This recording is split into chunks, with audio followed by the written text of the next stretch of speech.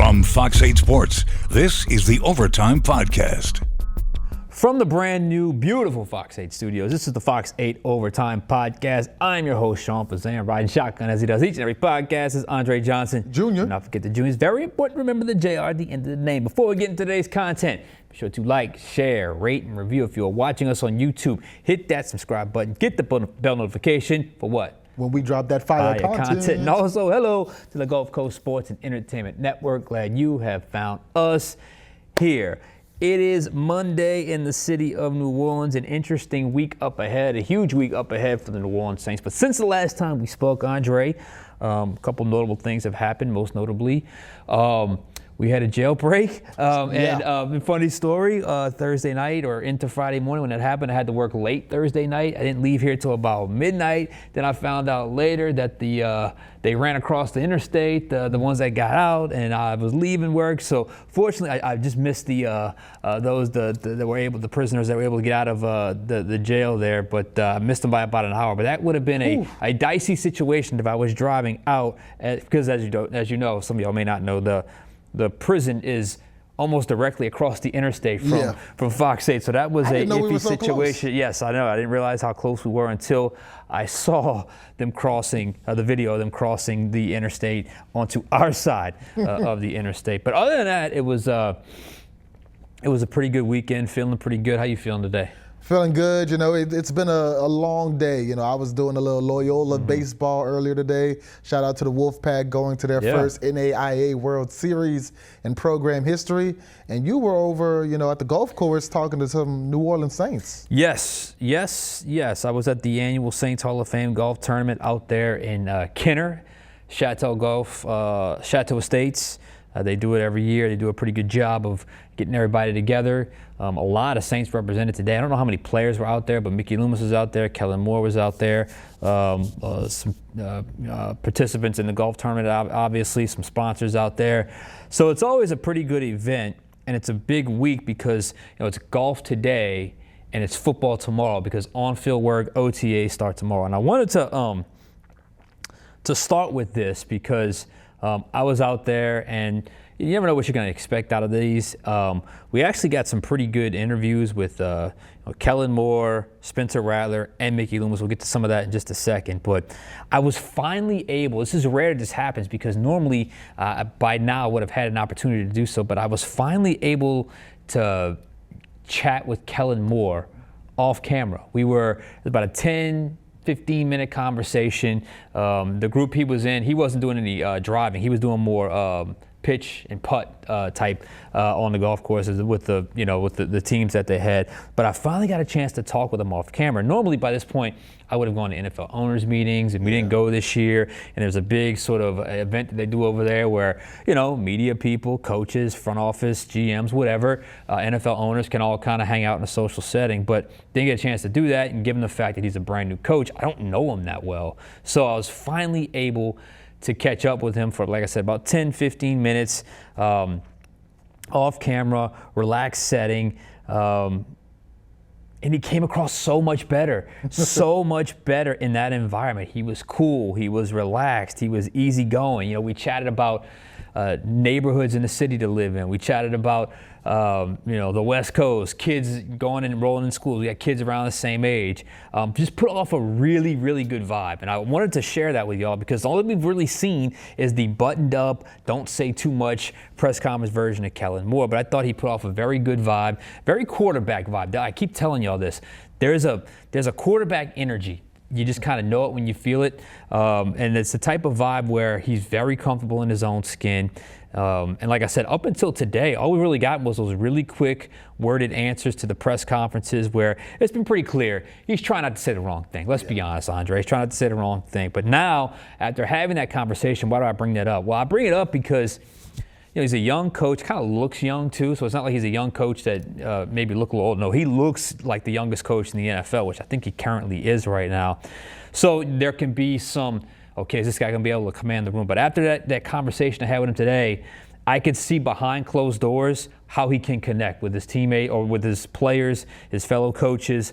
He's not going to be the big rah-rah guy, the big alpha guy, but I think he's pretty comfortable in his own skin. And I think that can certainly radiate, or that can certainly permeate throughout the locker room. And I think that personality can work. It has proven to work in the NFL. His press conferences do need a little bit of work. Let's be honest. They need a little bit of work even today, but that will come with time. But I think he'll get a lot less guarded the more he does, and frankly, the farther away from the Derek Carr scenario, like I said before, where it was pretty clear he was just trying not to say the wrong thing. So I wanted to make sure I started off with that. So put off a good impression for what that's worth. So I was impressed, and I enjoyed our conversation, as brief as it was. But I mentioned something there talking about Derek Carr. First off, the Kellen Moore situation, it's a golf tournament. Everybody's in relaxed settings. It's fun. It's supposed to be a fun time. He was talking to all the fans out there. There was some sponsors out there handing out food, that kind of stuff. But we did do some press conferences today. Mickey Loomis talked. Kellen Moore talked. Like I said, Spencer Rattler talked.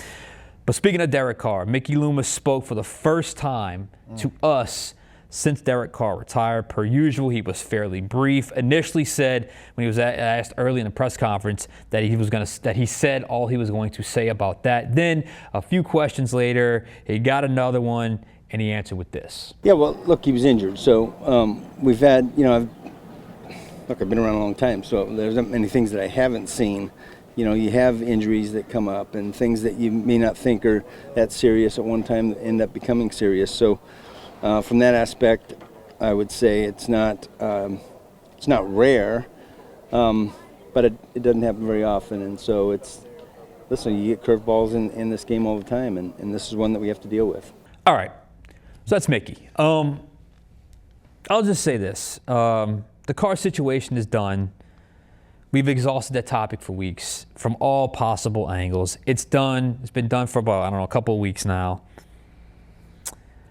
So I understand why Mickey was asked about it, and I understand, he's probably trying to move on. But beyond that, you can kind of sense in that soundbite, and you can sense it throughout the press conference. You can sense it before and after the press conference. I'll just say this. No one in the organization needs football to start more than Mickey Loomis. You can just tell he is not having a good offseason. He's just not having a good offseason. He's had a rough offseason. A lot of different things have happened. A lot of different moves have happened. It's come off a 5-12 season where they've had the worst record since 2005, and they didn't have a Katrina this year that you can pin your head on, that you can kind of go back to 2005 with. He was kind of testy today, been kind of testy all offseason. He's not really he's not used to this. He's not used to this. This is probably the highest level of scrutiny he's ever gotten in his 20-plus year tenure. I know there was a recent article that came out on ESPN. I don't know if it painted him in a good light or a bad light, but nonetheless, it was just he was out there once again, basically talking about the state of the Saints. So I just think for him, it's May. As we get into June, July, once training camp starts, I think hopefully things will get better because he needs football to start. That way, he is not front and center all the time with some of the decisions that have been made and that have kind of, put the Saints in a tight situation. And beyond that, situations where he clearly cannot fully go into detail about what actually happened, i.e. Derek Carr. What say you? It's clear that he's on his back foot right now. It's clear that, and this is understandable because, frankly, this whole situation has been embarrassing if you're Mickey Loomis, especially the way the fans are reacting to him, and rightfully so. They have every right to feel the way that they feel because when you look at the last few quarterbacks, Drew Brees, that was an amicable split. Both sides went their own way and did what they felt was best for them. Taysom Hill, you decided not to roll with him at quarterback. You move him to a different position. He succeeded there. Andy Dalton. The Andy Dalton split, once again, amicable for both sides. Right. They went on and did their own thing. Jameis Winston, there's a section of the fan base that obviously loved Jameis Winston and I'm sure still wish that the Saints didn't have to part with Jameis, but the parting with Jameis wasn't embarrassing for the organization. Yeah. This whole Derek Carr situation has been embarrassing for Mickey. Yeah. It's been embarrassing for the Saints. It looked like for a long time that the Saints didn't know what they were doing, especially with the whole restructure situation.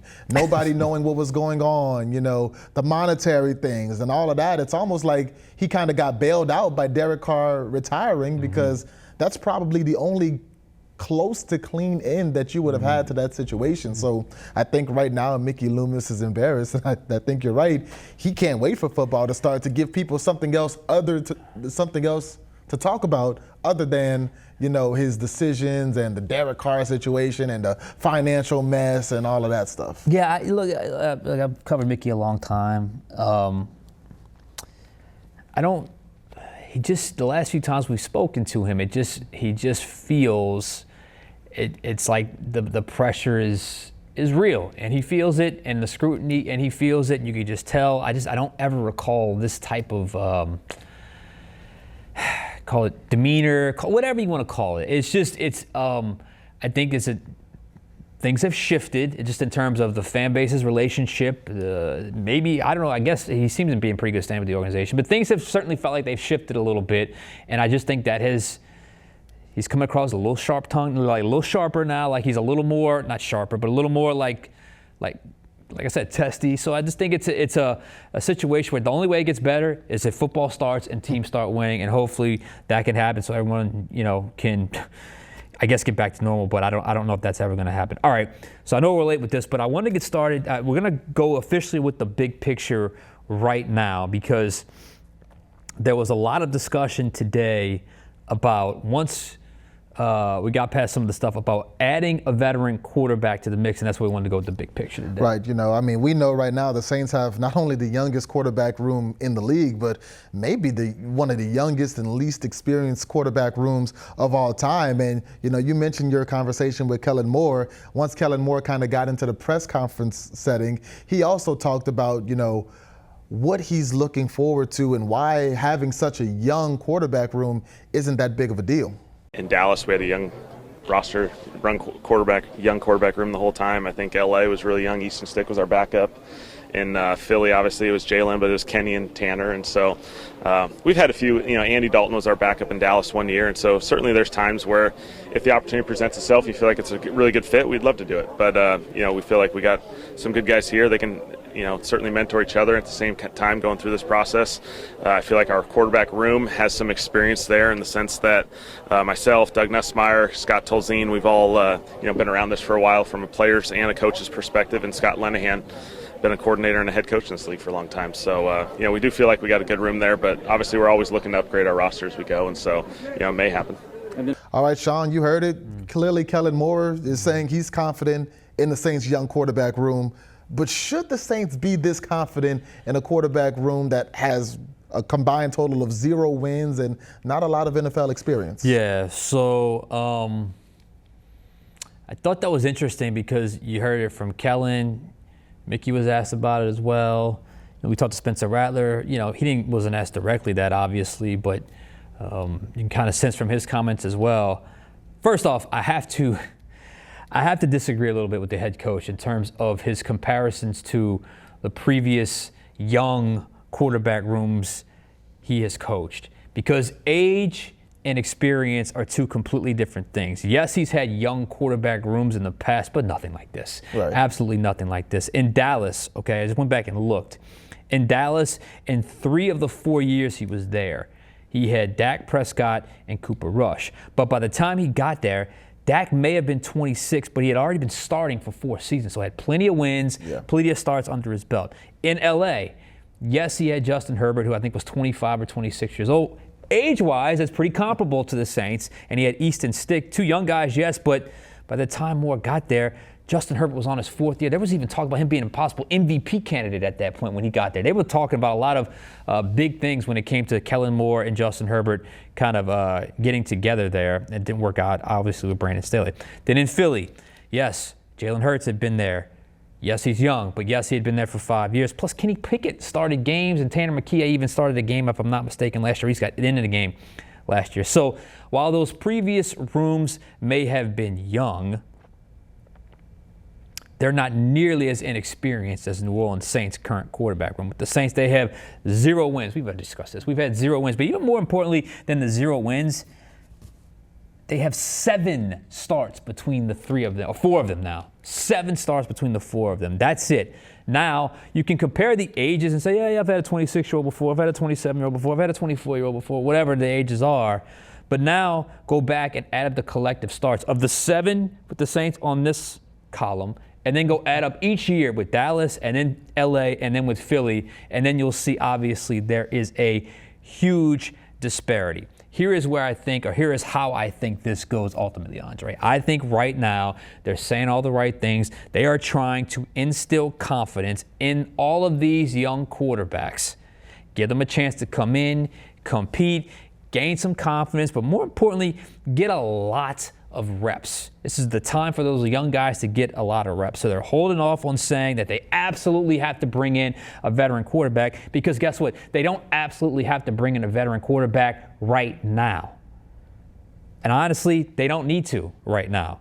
So let these guys come in, get all the reps, and then once June goes through, July goes through, maybe even into August, the preseason, reality will eventually settle in. We both know which way this is going to go. The market could shift with other players. There could be other players available. There could be a veteran right now on one team that drafted a young guy. Maybe they cut a veteran. We talked about the Cleveland scenario. Maybe there's a small trade they can make with another team. And I think ultimately they either sign a veteran or they make a small trade for a veteran, because I still will hold to this. There is simply no way the Saints are going into the regular season with the current quarterback room as they currently are. Yeah, it was interesting. We did all the podcasts about should they sign a veteran, should they do this, get a little experience in the room, and they just signed another rookie. Yeah, they were just like, hey, Hunter Decker, another guy that was in college for a while, but not any NFL experience. So, should the Saints be so confident in their young quarterback room? I mean, they better be. You almost don't have any choice. Nobody's, at this point, I don't think anybody's coming to save the city or to right this ship, so to speak. Even when you look at the veterans out there, I don't think anybody wants to touch Aaron Rodgers right now for obvious reasons. And, I don't think he does anything to make your football team or your organization better.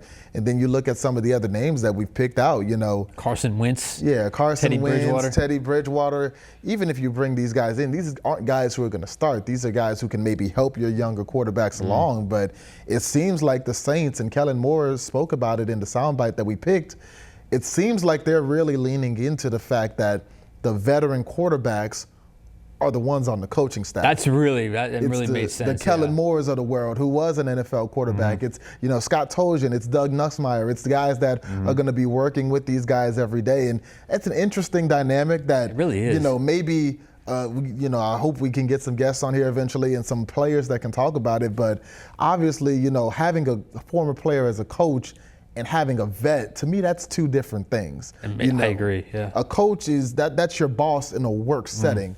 A vet is somebody who outside of work can take you to the side and kind of take you under their wing and show you the ropes in the NFL. Some of the things you're supposed to know, some of the things maybe you're not supposed to know, is some of the things that maybe a coach wouldn't tell you. So, the difference between a vet and a coaching staff full of former players, I think that you still do need a real vet in the room.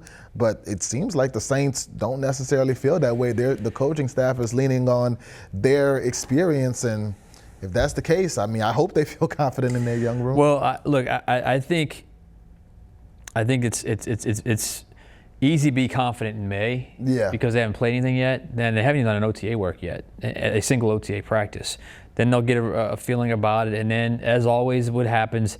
Training camp starts, and then I think at some point they'll have to get rid of one of these guys. They're not going to roll with 4, maybe even 2 of these guys they consider a veteran. Then preseason comes around. Then there's the preseason fool's gold.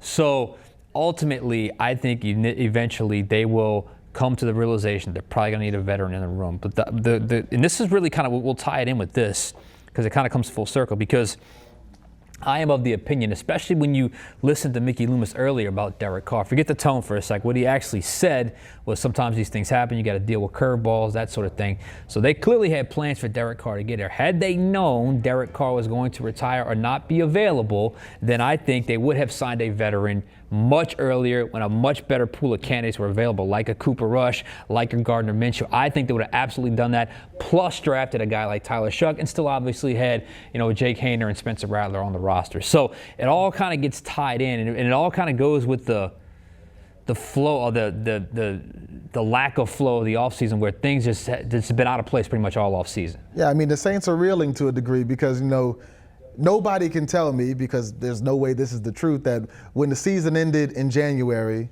and the Saints looked forward to their NFL offseason, there's no way that they said, okay, well, Derek Carr's going to retire and we're going to have to draft a rookie. Like, there was no way of knowing that. Right. So right now they're just trying to adjust to the circumstances that they've been given, which is all you can do. And so far they've done a pretty good job. Right now the coaching staff seems confident. We talked to Spencer Rattler today. Spencer Rattler is confident and, ready to go in there and try to win that job. And that's kind of going to be the story throughout OTAs, throughout mini camp, throughout training camp, preseason, everything is going to be that quarterback battle, and it's going to be Rattler, Hayner, Shuck. Yeah. I guess you can't rule out Decker, because Rattler came into the season QB3 last year and started 6 games. So, and if it's a guy coach picks, you never know. Exactly. It's going to be interesting to see, but right now I think they're putting on a united front, a confident front, because I think they got. I don't think their initial plan was this, but now they're rolling with it because it's what the present situation calls for. But I think ultimately, I think a veteran will certainly get thrown into the mix at some point. All right, we're going to get out of here now because it's getting loud in here. So for Hans Ray Johnson Jr., I am Sean Fazende. We'll catch you guys next time on Overtime.